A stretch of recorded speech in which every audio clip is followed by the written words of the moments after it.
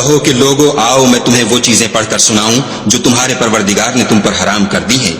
उनकी निस्बत उसने इस तरह इरशाद फरमाया है कि किसी चीज को खुदा का शरीक न बनाना और माँ बाप से बदसलूकी न करना बल्कि सलूक करते रहना और नादारी के अंदेशे से अपनी औलाद को कत्ल न करना, क्योंकि तुमको और उनको हम ही रिज्क देते हैं। और बेहयाई के काम जाहिर हों या पोशीदा उनके पास न भटकना और किसी जान वाले को जिसके कत्ल को खुदा ने हराम कर दिया है कत्ल न करना मगर जायज तौर पर, यानी जिनका शरीयत हुक्म दे।